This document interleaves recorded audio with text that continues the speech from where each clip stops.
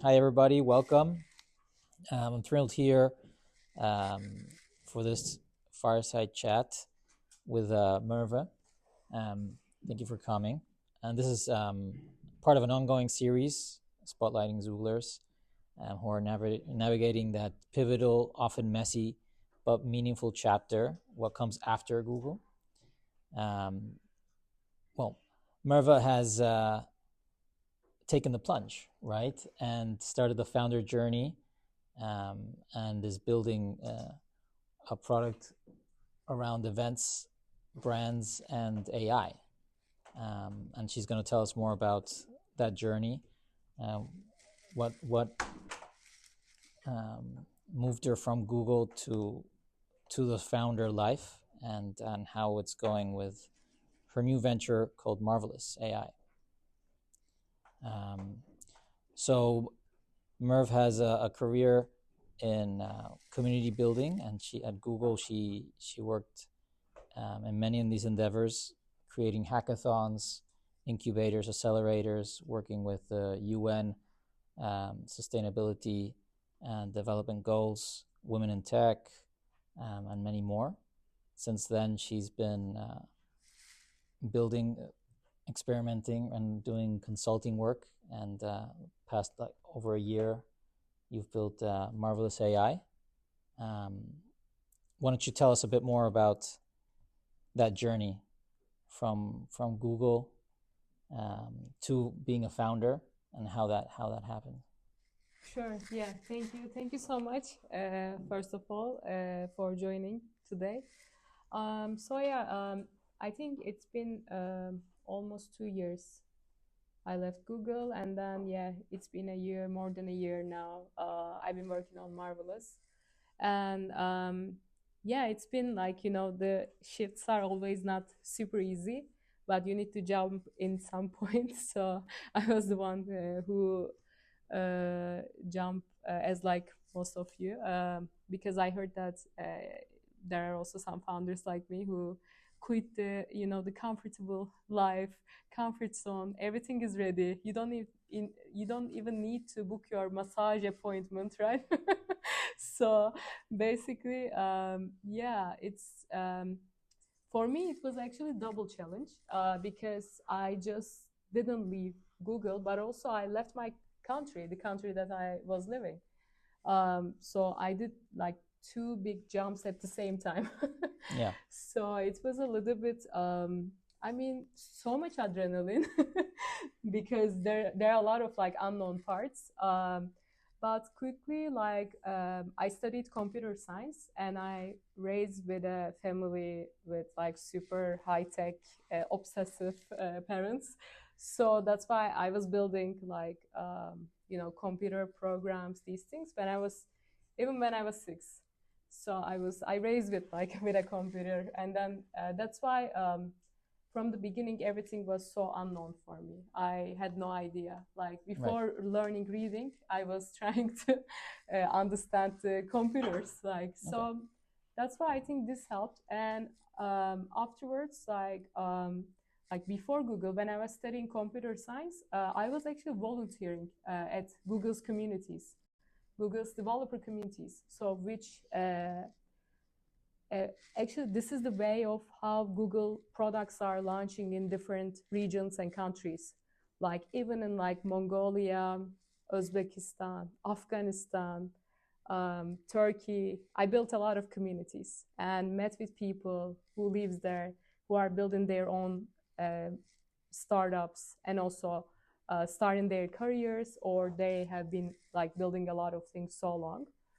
And afterwards, like after some time, everything is kind of going like kind of same stuff you are doing. 1 year, okay. Second year, you are doing kind of similar things.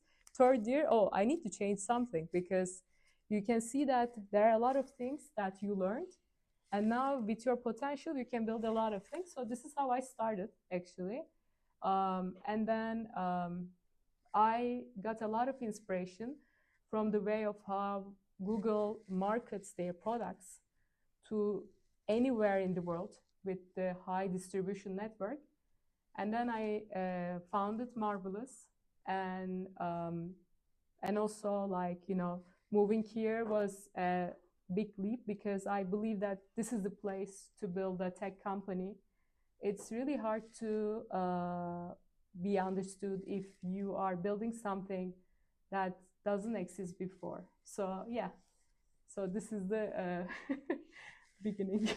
Okay, and how did your experience in Google kind of help you build Marvelous, and maybe tell us a little bit about what Marvelous does and Sure. Yeah. During Google time, I was launching developer communities in different regions.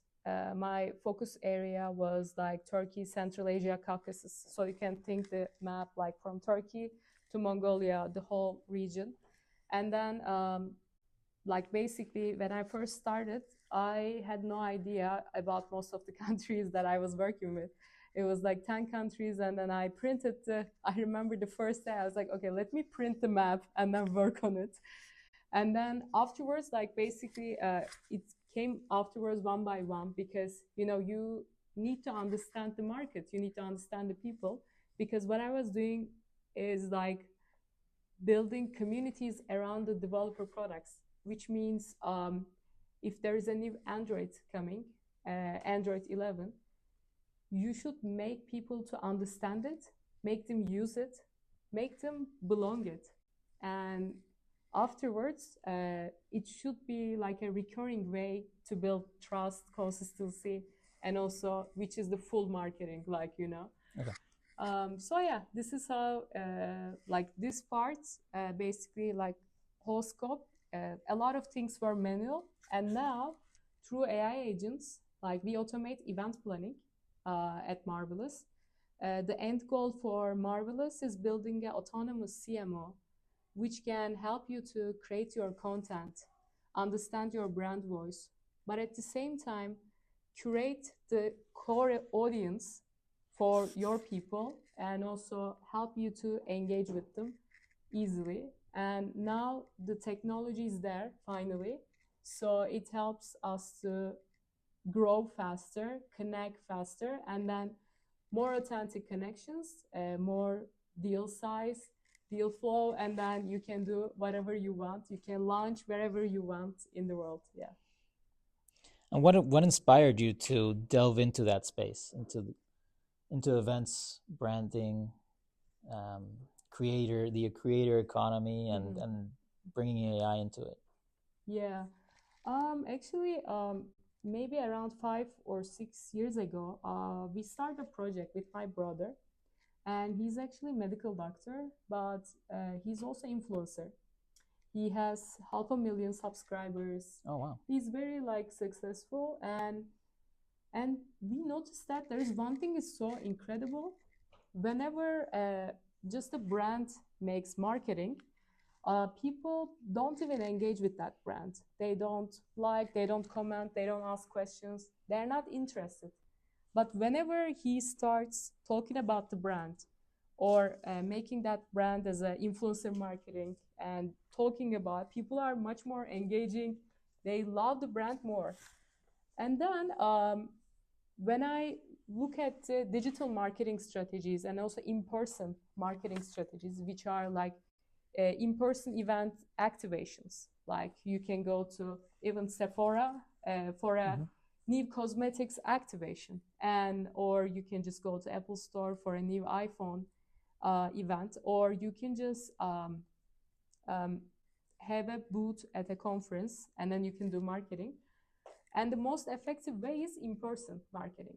And the companies spent are marketing spent, more than half is also going to event marketing. Yeah. So when you basically like connect the whole parts, we help also creators to host their own events and connect with their brand, connect with the brands. So basically it's like double X, triple X, trust, consistency, and also much more better marketing. So all the ad spent when you just pay for the marketing side. Google ads, Meta ads, these are all great, but not enough to build the trust. The best way to do marketing is like engaging with the people in person. because it kind of changing the dynamic of algorithm, because now we are move with the algorithm. If your profile is, if you have a high following, high like reputation, you probably get more deals than anybody else. But if you go and meet with that person and try to sell in person, it works much better. So Right. yeah, this is how it comes. Yeah.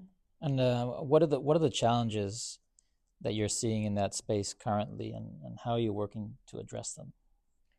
The challenges are when I talk with the brands, they're the most like the most challenging thing for most of the brands is finding their audience and meeting with them. Especially like customer acquisition cost is really high for most of the companies.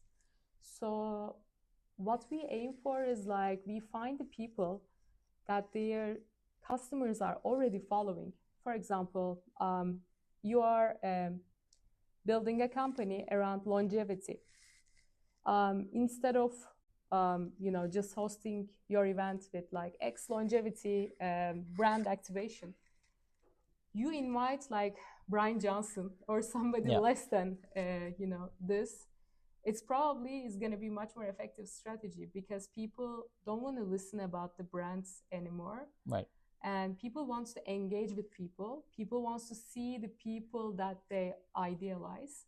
So, but it's also so hard to do it at the same quality like how Google does for years. Because when we were launching any product, it was the basically same quality of events anywhere, because we were talking with the vendors one by one. We make sure that everything is high quality and great. But for the startups, for other companies, we need something to democratize this world. So people will be able to do the marketing with just one click, not talking with 10 countries, different vendors, catering, and so on. It shouldn't be like that. So we democratize that vision. Okay, so it's also very expensive, right, to set up events. And so for a lot of digital media companies, they're trying to pivot into the event sphere, but they're struggling to make profits, right, with that. How does Marvelous help them do that, or is that not the objective? Actually, there are ways to. I think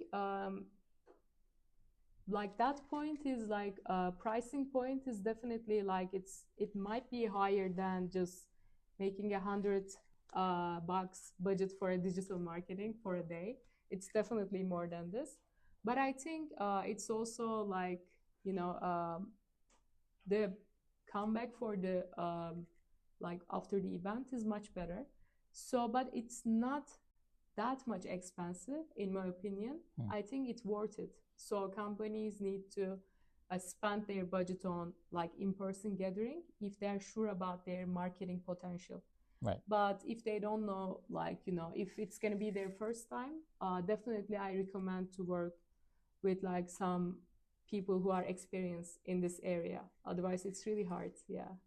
Yeah, I've definitely seen this in the industry that even digital media companies that have over 10 years of experience, struggle to monetize on events, and even with, large sponsorships and activations.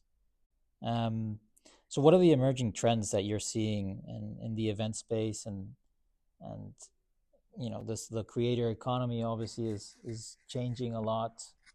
The landscape has been moving, but what have you seen in particular, and how? And you're very much focused in San Francisco, so maybe speak about that. Yeah. So basically, most of like after Google, like you feel like I was successful because of the brand of Google, like because we were launching it, it was working out, like and we were doing it because there's a big brand behind you. So, but afterwards, like I realized that it's actually like creating your own personal brand and working around the whole strategy around it. I think it affects a lot.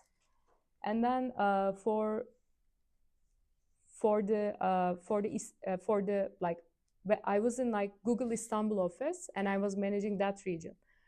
But now, like, I've been in like San Francisco almost 3 years, and I built my own network. I just knew only one person here when I first moved. Now hosting AI Insiders events every month, vertical AI network that we are building. And every event we curate 150 people, and we get around like 600 RSVPs, and we curate it one by one. So basically, I think the most important thing is understanding the market, understanding the audience, what they are looking for, what is the main goal that they want to be there is really critical. And especially San Francisco, I think it's the best place to launch anything because people are all early adopters. Yeah. And they care about the new technology and they want to learn more about it. So which helps you to move faster if you are launching something new. Instead of questioning or what if, or no, we want the old way of doing things. Mm-hmm. People are, oh yeah, what can we do? Oh, we have self-driving cars. Right. Can we have flying cars now? Like, you know, that kind of excitement. Yeah. So I think that's why this is the best place to launch anything. We have reached more than 300 million viewers through more than 200 media outlets, including Business Insider, Reuters, just in last 4 months.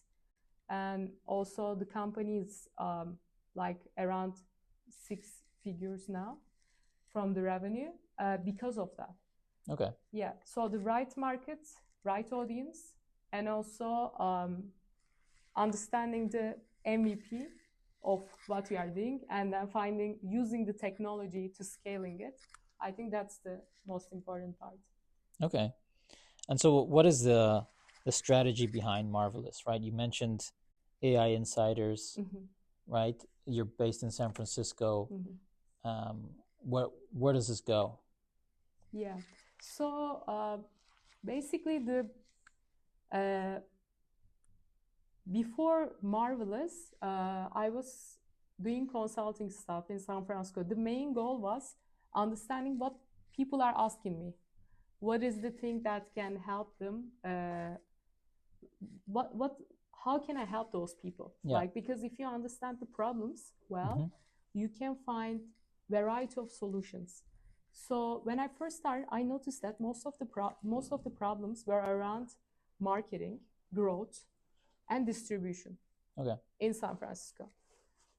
And then I also noticed that people are trying to reach out to people who has high audiences, like, you know, who has higher following, subscription, or who are creating experiences. That was another point of view. And after some time, I was like, okay, I think there should be something around that. And then started to like find out how can we solve this problem. Like, people are having hard time to find these people. I'm a super connector now. I know most of the people in academia, founders, investors. I can connect them, but there should be something, not me. Like, I cannot live like that with my hours of consulting. It's like too much. And this is how I started, basically. Like, the beginning of it was understanding the main problems, and then how we can solve it with the help of technology. Okay, that sounds great. And so, what kind of experiences are you crafting? Where you talk about the events, but what happens in the events? Are the events different? You know, how do you come up with this? What are the logistics? We already hosted 4 events so far, 4 AI Insiders events. It's been nuts, like like every month, different topic and different speakers, different co-hosts. Everything was changing. I basically like kind of challenge myself. I feel like it because, you know, when you are running a company, like hosting an event is like extra noise. Like, you already talk with so many people, and then, but at the same time, we use community as our advantage, because the people who were coming to our events were the people also are trying to meet with the like-minded people. And at the same time, those people, after our events, they wanted to host their own events. Right. So which was a like really good circle for us. And like for example, like for the experiential side, we had AI insiders, media, and content. So we had speakers from MIT, Stanford, um, like speakers like the book authors, like and but at the same time we have an artist who plays piano Hmm. with her AI orchestra. Oh, She also codes at the same time. She generates the video of the orchestra and the music is all AI generated. And at the same time, she plays with it, like basically like human robot mix experience. this happens at the event. Exactly. That event was on May. The pictures are on our website also. You can check it out. It's a really good experience. It was, she's really talented. Her name is Ayşe Deniz. You can check it out. And that experience helped people to understand AI moves to somewhere, but at the same time, it's so hard to feel it from the articles, from Right. the people, thought leaders. People need to feel the new technologies to adapt fast. So that's what we aim for all the events. We have at least one artist Oh, who can help people to experience the dynamic of the event. For example, we have robotics and automations one, which is going to be on October, end of October. So we're going to have a lot of robotics related startups, but also humanoids, and also like people who are already building it, and they're going to inspire other people through our network. okay. So people can interact with the Yes, technology in a real space. exactly. And how do brands partner with these events? Well, what is the brand partnering that happens in the AI insiders? Like last 4 months, we partnered over 20 brands so Okay, far. that's a lot. And there are some brands who raise like more than 500 million. They are Hmm. really like, they already make revenue. And their only goal is like building a thought leadership in the industry. So Right. those brands are also looking for a trusted space to talk about their technologies and also meet with the people who are building that space. Because I believe that like it's not about competition anymore. It's like community over competition. Okay. If you align with your competitors, you grow faster than ever. And for example, the last event, it was around cybersecurity. We had a lot of competitors actually, and they were on the stage. It was like a startup showcase. Like Okay. they were talking about their products. I'm the best. I'm the best, Right, kind right. of. So, but I think it's all about the mindset and also helping the humanity to move faster and also like collaborating to build this market together. All right. So people see value in being in these spaces and the network effects that they create and how that can improve whatever it is that they're doing, their businesses. And Yeah. okay, that's interesting. So that leads to my next question is what is the strategy? How does AI insiders fit into the strategy of Marvelous? And what is the next thing, right? Like you have AI insiders. How does that fit into Marvelous, and how does it branch out beyond that? Um, Actually, like before Marvelous, as I told you, I've been helping like different startups, United Nations programs, scale any product through a community. Because I think where e-commerce and commerce is going to social commerce, so it's going to be all like community centric. It's been like that, but it was really hard to understand, especially during a pandemic, Right. because the most of the things were online and people really isolated themselves uh, through the other people. So what we aim for is basically I've been telling like the democratizing like the marketing efforts for all the companies, because I believe that there are a lot of products still needs to be discovered. still people don't know how to market it. Right. And I was lucky enough to meet with really brilliant people who are building crazy good startups, but at the same time, they don't have good marketing team, and they were having hard time to do that. But on the other side, I met with a lot of good people who are marketing their products really well, but actually they're not good enough. So what I'm trying to aim is like starting with in-person events, building those connections, finding the real network around the interests, and afterwards moving to the next chapter of connecting it with the, the creators and also different brands and also potential partnerships with the power of AI, which is, I think, super easy right now. In the past, I was trying to coordinate 130 communities at the same time. Right. Communicating everybody. There wasn't any AI agents, unfortunately. And then it was my job to do that. So talking with each person. But now we are so lucky. This generation is gonna move faster in terms of the communication, connection, like all these. Okay, so AI lets you scale Yes. beyond what you could do before and manage different communities that might not have anything to do with each other. Yes. And okay, and so I saw on the Marvelous website that you have a way of brands getting in contact with you and also content creators. How does that work? How do people interact with your company? Mostly, like right now, we use AI insiders as a go-to-market strategy because we get a lot of like good companies through that network, and the companies who are sponsoring our events or who are doing brand activations, IRL marketing strategies around it.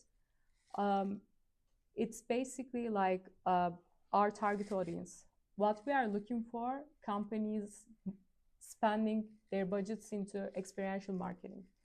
So it's a way to understand it. So this is how we find our like ideal customers. Okay, all right. And you mentioned something called scaling with soul. What does that mean? Explain that to us. Yeah, it's actually the way of how you can start marketing your product. So how many of you talk about your product or the thing that you invented or built more than 5 people at the same time? Like talk to 5 people at once? Yeah, more than 5 people. I mean, for example, when you build something, you just share with your friend and get feedback. Yes. But what about talking about your like product to more than 5 people, hosting an event around it? Like getting feedback, way too few, probably less than 5 people. So basically, it's the most effective way. Like if you can find the people who needs your product, and if it's like more than 3, actually, I recommend more than 3 people, you invite them, just watch them and just try to get the feedbacks. Like try to listen them, what they're gonna talk about you, what they feel when they meet with you, like all these things. So we are building basically the feedback loops around the product, which makes everything easier, faster. Before we built the product, we built the network around the product. Right. And then we built the product. We already knew that what people wanted. And then when we launched it, when we gave the customers, this is what you want. Oh yeah, it's actually what I'm looking for. Because we have been observing those people, their pains, what they're looking for. Instead of finding an idea and then idealizing it and then building it fully, I definitely like recommend talking about it to more than 3 people at the same time, because they're gonna fight around your idea, your product. Okay. They're gonna give the ideas. They're gonna say, oh yeah, actually it's like that. No, this is not true. And all these things. And this is gonna define your next iteration so quickly. And that's something that Marvelous Yes, helps catalyze through the events? exactly. Yeah. Okay. Yeah. Definitely been, well, here in San Francisco, obviously we have a ton of events that we can go to, right, with all these apps, and definitely have seen that in the pitch decks that happen at pitch nights. I've definitely seen that interaction between people and how things can spark when there's a room full of people kind of thinking about different things. Um, and then coming to the end of this, like, how do you envision the next 5 to 10 years of the branding industry, the live events industry, um, and how do you see Marvelous playing a role in that? I actually have a hidden page on the website if you want to read. It's like when you go to Marvelous website /memo, you can just read my like 10-year vision, like fully. It's open, but it's hidden. You need to hear it, or I need to share. So basically, what I believe is like right now we host our own events. We have our own team to do that, and we believe starting things like super manual because we are our own customer at the same time. We use it for our own events too. So we know the pain, we know the real problems. We also hate that. We don't like it. And we are trying to solve that problem. We want to make it like super easy. Like human connection shouldn't be that hard. Mm-hmm. Like if we love like same thing, if we have like similar interests, hosting any event or any gathering or connecting people around it shouldn't be that hard. You need to find a venue. You need to find if that venue needs an insurance. You need to talk with the speaker and you need to arrange the date and then the vendors. And if there is no security, you need to hire a security. And again, the insurance for the security.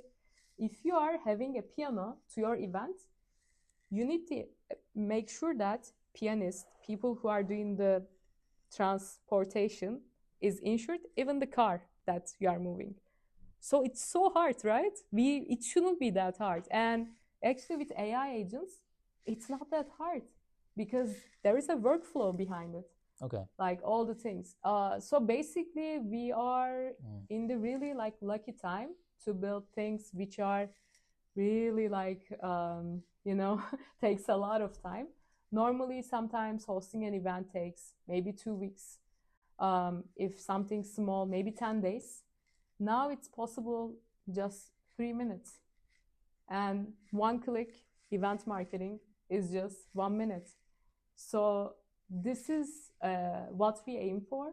We want to see people who are not lonely in the next 10 years, instead who are stronger together and building together, and also much more human connection, authentic connection, with being in the right room with the right people.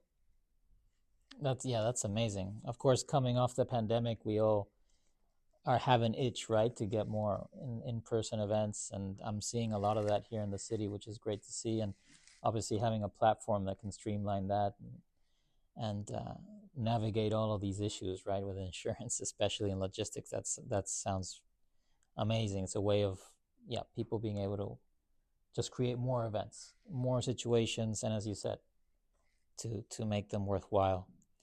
Final question from my side is, what is a piece of advice that you have for someone starting out on their own founder journey? Especially, we have a lot of Xooglers here, so maybe you can mention a little bit about that. Sure. So I think like when you first, like I'm just talking about my journey, and also from my friends, like learnings and so on. I think the biggest thing that we need to understand is leaving a big brand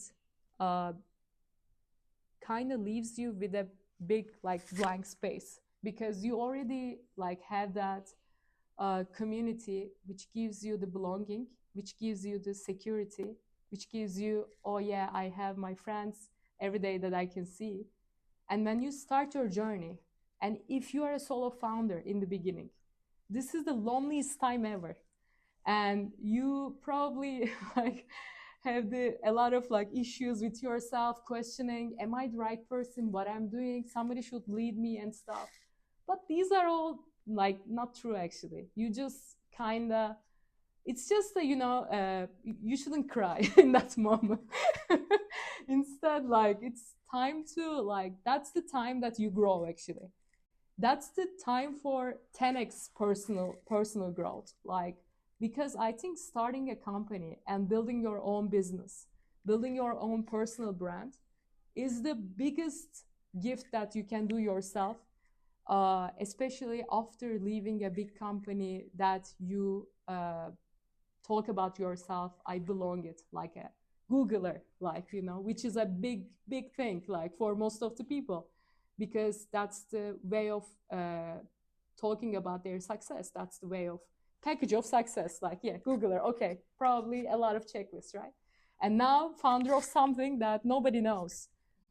What is that, kind of? No, actually, this is the time that you understand it after some time. In the beginning, you feel like, oh, fuck, what I'm doing. Is it like, am I lost everything? What I'm doing? Like, it's just going down. It doesn't even work. Nobody wants to buy. So what I am doing?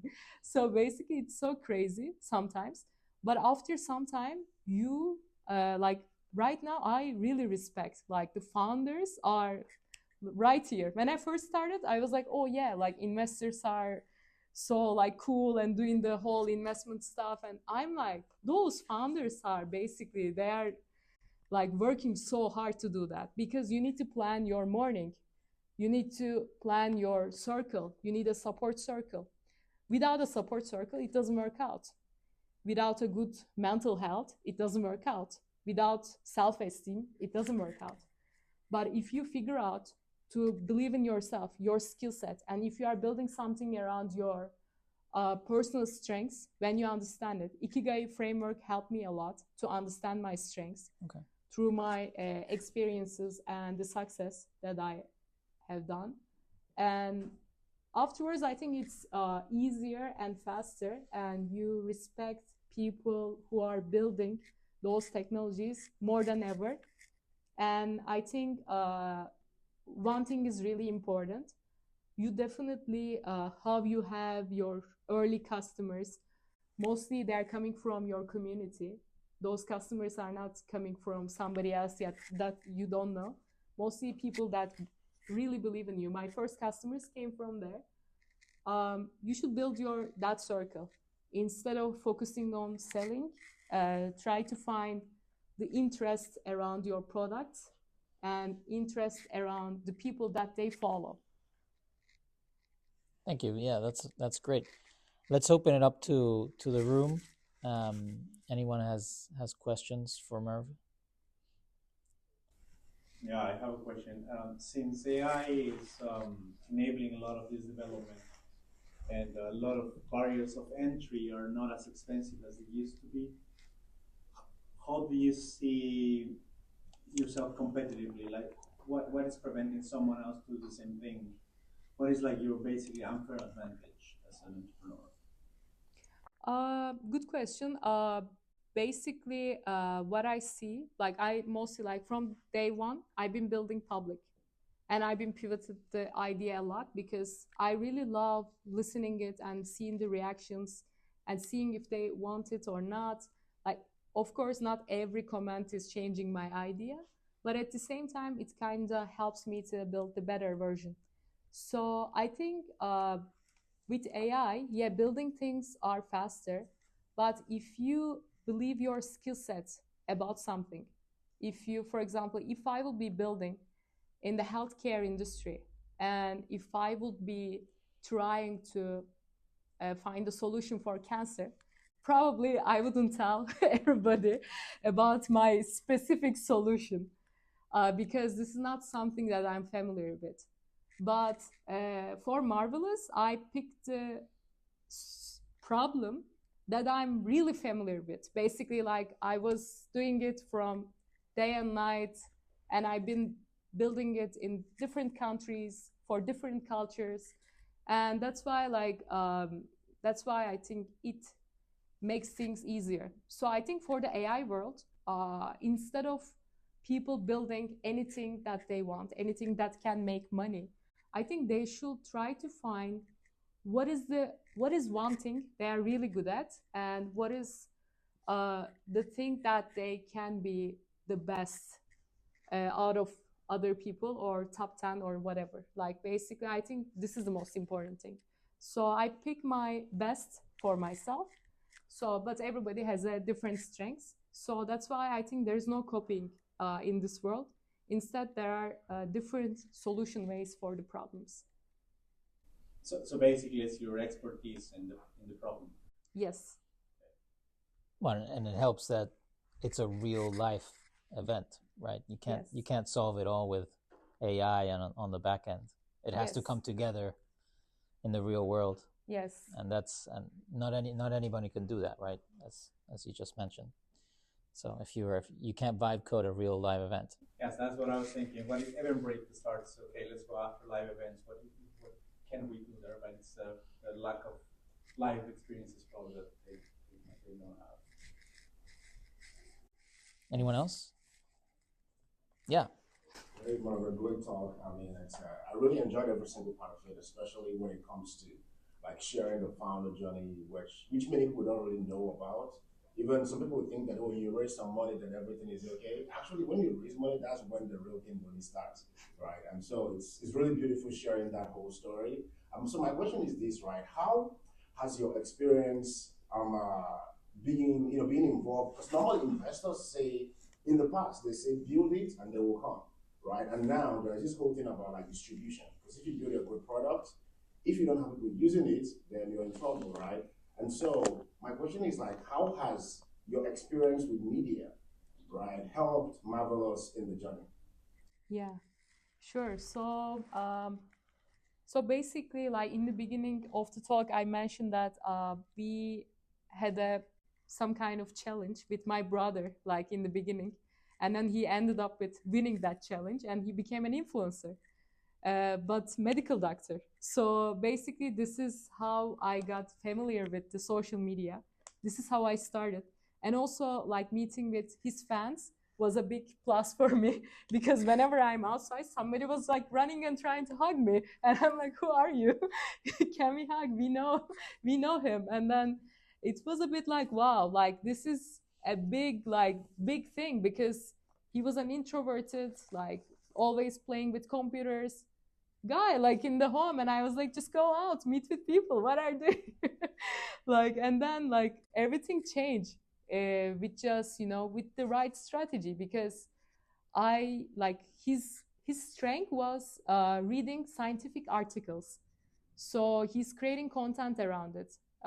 He explains all the psychological problems or the medical conditions, everything, or about the success with scientifically proven ways. Like this is the article, they wrote it at Stanford. If you read that, they talk about this. This is a way of like his content. So this helped me to understand social media can change anybody's life in just a couple of months with just following the thing that they are really good at. Because I believe that everybody has a superpower that they never discovered. Like, it's so crazy. I work with thousands of people. Like, you can't even imagine that. Like, I was talking with sometimes 11, sometimes 15 people a day, back-to-back meetings. And some people were from, like, I told you, I worked even in, like, countries like in Afghanistan. Like, those people were, like, it was, like, different way of feeling hope. Like, it's completely different. Like, founder here and somebody who wants to build something there. Sometimes there's no electricity. So, which is like crazy. But even those people, like, they had the hope and they had their self-esteem that they're gonna make it happen. And I have really great stories. I can tell you more later from these people. So this is one thing for the social media. And on the other side, when I first moved here, and also before moving here, I was on Bloomberg. And then like every Friday, there was a Silicon Valley show. And I was talking about the latest tech products building in like Silicon Valley. It's like a Turkish show, like Bloomberg Turkey. And then I was basically like streaming there. And then I noticed that this is also another angle of the media. So yeah, these were the like my media background, other than my casual social media channels. Yeah. You started the company alone, right? Yes. You're solo founder. Yes, we can say it like that. And then I think I told this in the first 2 weeks to one of the investors, and then he wanted to be my client, and then he invested, and then I moved. So everything just started. I was like, I think I'm gonna do that. And then, okay, we are going to be our first customer. And then we start working. Can we invest, actually? And then, yes, let's go. And then this is how everything kind of started. Yeah. Nice. So kind of, so I guess you already have some first round of funding, right? Like from these guys. And then... It was actually like, some kind of, sometimes... that's why I really value the angel investing. And I read a lot about it because I'm a little bit, my personality is like a little bit obsessive. If I'm doing something, I need to know like really good. And I've been like researching, doing things. I'm like, I'm not even right now doing it, but why? Kind of, because it's like somewhere in my mind, because I can like detect the talents like so fast. And then I don't know, like it's a feeling, like, and also it's the personality type. So I just closed like a couple of angel checks in the beginning. There were like really like people around me who are already getting consultancy from me about the growth, marketing, so that kind of thing. But we're gonna do the real round this fall, because now we are growing. So that's why it's gonna be fall. And also I growed my team. So it's like, everything is, I'm a little bit person who wants to make sure before asking for something. And now I feel that ready to go. Yeah, because when you raise, as he said, this is where the game starts. That's when the real fire, I guess. Yeah. I love playing with fire. No problem. Okay. Any other questions? So how did you meet your angel investors? You said they were close to you, their first client, but how was that conversation? Those conversations, were you serious about building this back then, or did that kind of push you into being a full-time founder, right, and moving to SF? Yeah. Actually, I was thinking about it, but it was hard to find people to just talk about it, because sometimes you don't feel like it. But we met at the conference that we were both speakers. Okay. So super spontaneously, basically. And then he asked questions about my topic. So that time I was talking about also DAOs, like decentralized autonomous organizations, how you can implement it, the strategy, how you can convert and build own financial tools for your community, like all these things. And it wasn't so common, like especially in Turkey, like nobody was talking about it. So that's why I think it was a bit like it was interesting for him. And then he started asking questions, and then he has a startup. So, and then like this is how it started basically. He was like, I actually have this startup, so let's just hop on a call and see. And then we hop on a call, and then I started meeting with them weekly. And then things got like okay. So they were pretty helpful in your journey. Exactly. With touch points, kind of getting you. Yes. Early believers, like basically. Right. Yeah. When you have these people, you can just do it, and even like just 2 people, 1 person, enough. Yeah. You don't need 100 people. And have you thought much about your next funding round? What type of investors you're looking at, and that sort of thing? Because of the events that we are hosting, I had chance to meet with really good people who has been building their companies, but at the same time investing at the side. So probably people who are aligned with the mission, because I think getting an investor is not just trading for the stocks. I Right. think it should be also something like we are building together, and then I want to feel like easily get feedback, and then having their experience to move faster. That's what I'm looking for. So people who are eager to give feedback and then also help along the way. Yeah. Okay. Yeah, not just a blank check. Got it. All right. No further questions from the audience? And okay, so then one final question from me is, you're in the event industry, right? You're focused in San Francisco. Is San Francisco is your problem set? Let's say you're very specialized in how to create events with the regulations here locally. Are you looking up to other cities, other countries, like other areas that aren't AI focused? We actually already hosted also events in Dubai, Istanbul, and also there are a couple of clients from New York, London are coming up. But the focus is going to be San Francisco till the end of the year. So because I think when you launch something in different regions at the same time, it's so like you can get distracted so fast.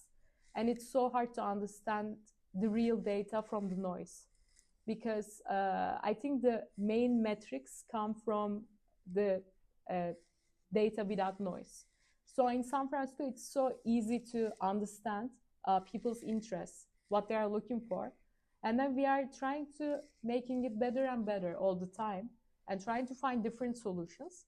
Right. And after the end of the year, especially like after Q2, we are going to start launching in starting from New York and Chicago. Then at the same time, there are a couple of countries in Europe that we have been planning to. So yeah, it's going to be like that.